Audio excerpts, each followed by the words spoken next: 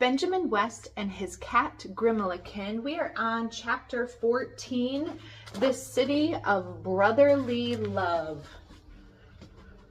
How could a boy be homesick with a traveling companion like Uncle Phineas?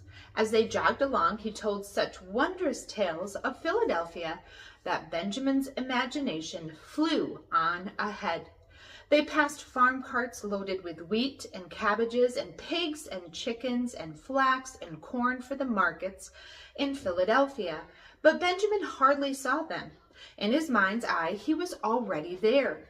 He pretended he was a big, pompous man followed by a black cat and a slave pushing a wheelbarrow. He was striding from market stall to market stall, tasting little samples of butter and cheese, then stopping to let the black cat lick his fingers. When his half boots came untied, the slave had to kneel down and tie them. No matter what went wrong, the slave had to fix it. At least he bought some huge turtles and lobsters, a firkin of butter and cheese, a suckling pig, a gammon of bacon, a skipple of salt, and led the way home, his nose in the air. To the pleasant music of Uncle Phineas's voice and the steady hoofbeats of the big sorrel, Benjamin went on with his make-believe. He pretended next that he was a slave, pushing the wheelbarrow along the rough black pavement of the market street. On every hand he was bumped and jostled. He could feel his back and arms ache with the weight of the load. He could feel the perspiration run down his face. In fact, with Uncle Phineas acting as a windbreak, and with Grimalkin's furry warmth and Samuel's extra coat, and the sun climbing higher and higher, Benjamin actually was perspiring. He tapped Uncle Phineas on the shoulder. "Uncle." "Yes?" "I'm glad I'm a Quaker like Papa. He says it is wrong to have slaves." "So it is," replied Uncle Phineas as he brushed a low-hanging branch out of his way, "and especially in a city like Philadelphia. Does thee know what the name Philadelphia means?" "No, Uncle." "Philadelphia is a Greek word. It means brotherly love." "How did the Indians happen to choose a Greek name?" asked Benjamin, puzzled. Uncle Phineas slapped his thigh. They didn't, he laughed. They called it Kogwanak, which means a grove of tall pines. "Are the pines still there?" "Not all of them, to be sure. Some are ships' masts now.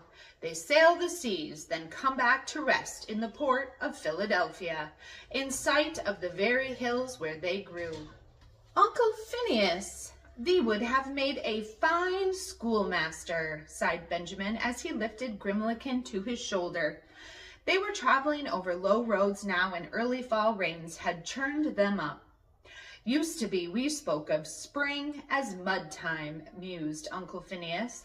"Now it appears we have mud time in autumn, too." He fell silent, watching to see that his horse did not step in a chuck hole.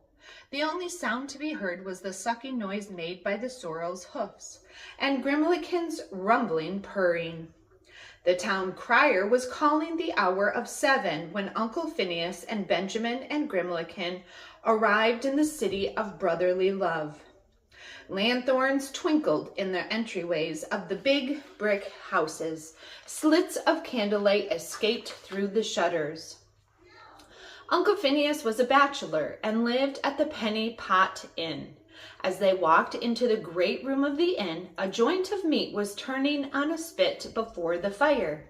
Instead of a boy turning the roast, it was managed by a little dog running in a treadmill cage. Grimalkin hightailed it for the hearth. He licked up all the little spatters of gravy, then sat hopefully waiting for more. "Turn faster, faster," he seemed to say. "I'm well nigh starved." Benjamin was tired, and the poor turnspit dog looked so tired, too, that a great wave of homesickness came over him. Perhaps it was not homesickness alone. Added to it was the hot feeling of guilt for sneaking Grimalkin away.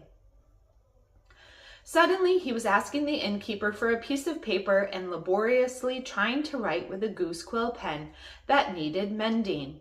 Slowly, the letters took form. For John West, to be left at Door Latch Inn, near Springfield in Chester County, Philadelphia, the 28th of the 10th month, 1746.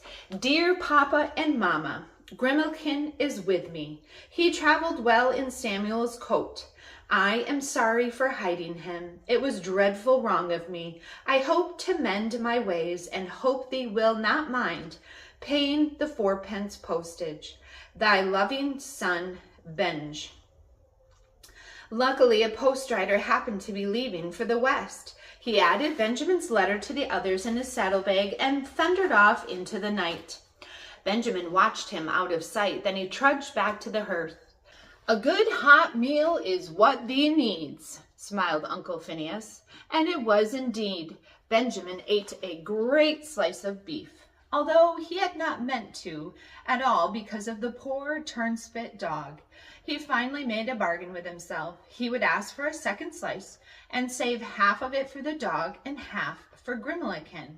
Then he felt better at once. When the innkeeper's daughter set a porringer of peas on the table with a little jug of honey, both Benjamin and Uncle Phineas recited together, I eat my peas with honey. I've done it all my life. It makes the peas taste funny, but it keeps them on my knife. All homesickness was gone.